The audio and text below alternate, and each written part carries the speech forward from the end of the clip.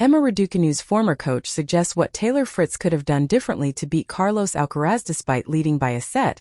Taylor Fritz was unable to defeat world number 1 Carlos Alcaraz when the pair played each other at the ATP Finals on Tuesday. The Spaniard, who will play Lorenzo Musetti in the final round-robin match, defeated Fritz 6-7, 7-5, 6-3 on Tuesday. Consequently, Fritz, who is hoping to end the year as world number 3, has now failed to defeat Alcaraz once in 5 meetings on the ATP Tour. His only win against the Spaniard came at the 2025 Laver Cup, an exhibition event. Fritz was certainly unfortunate not to beat Alcaraz. He performed superbly. Alcaraz, as ever, refused to be quelled, and ultimately proved why he is one of the 2 best players in the world. However, could Fritz have made an adjustment to aid his chances of beating Alcaraz? Mark Petchey certainly seems to think so, and they discussed the matter during their post-match analysis. Mark Petchey suggests Taylor Fritz could have served and volleyed against Carlos Alcaraz. Mark Petchey, Raducanu's former coach, highlighted an adjustment Carlos Alcaraz made during the contest against Fritz.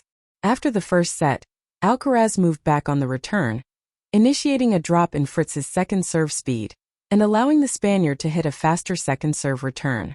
Speaking on the Tennis Channel, Petchey said, "This is the beautiful thing about this sport. You can adjust to what your opponent's doing. We know Taylor's going to come out serving, and there's not sort of one perfect fit from the start of the match in terms of a strategy. Sometimes you've just got to accept on the day that your opponent is doing something better than what you're doing." Set 1, let's take a look at where Alcaraz was returning from, particularly the second serve. The blue line there in set 1. As we moved into set 2, not just the blue line but also the yellow line. Just look at how far back Alcaraz went to return the serve.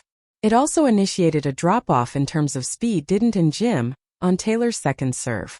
And the numbers just gathered in intensity for the Spaniard. Former U.S. Open champion Jim Courier continued the discussion, noting Taylor Fritz's recent comments regarding the speed of his second serve. Fritz has spoken in the press this week about how he sees no reason to hit a harder second serve when players stand deeper. Courier said, "Why take on the risk of a double fault?" he says. Well, here might be a counter-argument to that. You see on the return of serves first set. Let's look at the speed on the return of serves as well. The first serve return 58 miles per hour. Second set, he starts to get a little bit more on it. 71 miles per hour from that deeper return position, and he's starting to win more points.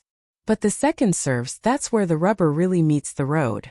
Up close in the first set return of serves, how about a 15 miles per hour lift on that return pitch? That is massive. Petchey continued.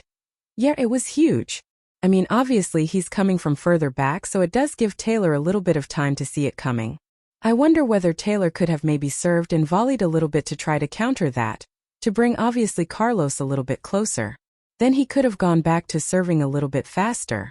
103 miles per hour he averaged on his second serve in that opening set. Dropped down to 93 miles per hour. The other thing that was fascinating, obviously by dropping deeper, it allowed Carlos to use all of his tools a little bit more. The average rally length on Taylor's second serve in that opening set was just 3 shots. In set 2 it was 6, in set 3 it was 5. It allowed Carlos to obviously build rallies that were far more present for him to play rather than the short sharp stuff that was in Taylor's wheelhouse. Courier went on.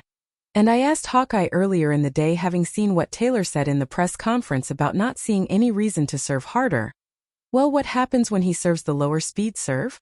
I said 95 miles per hour and above, how many points does he win over the course of the season? And below 95 miles per hour, how many does he win? Well, he wins 3% more points when he serves harder. So the answer might be to go a little harder on the second serve, we don't know for sure. But Taylor is determined in his own mind that that doesn't make sense. He's calculated in his own mind that it's not a risk worth taking. It might have been today. Petchey agreed with Courier's sentiment, adding, he's Fritz, obviously got good logic, he's obviously been hugely successful these last few. But I'm with Jim, when you look at the numbers you've also got to look at the numbers of the caliber of opponent you're playing in terms of the outcomes. Yes, as a collective those numbers might suit your argument. But when you are playing the number 1 and 2 in the world, I'm going to go with Jim and say that you need a little bit more pace. A worrying trend for Fritz? As stated previously, Taylor Fritz is now 0-5 against Carlos Alcaraz in ATP Tour competition, excluding the Laver Cup. The American is also 1-4 against world number 1 Jannik Sinner. Fritz has lost his last 4 matches against the Italian, dating back to March 2023. Although Fritz has frequently been able to challenge both Sinner and Alcaraz during matches, taking multiple sets off the pair, he has been unable to take the next step.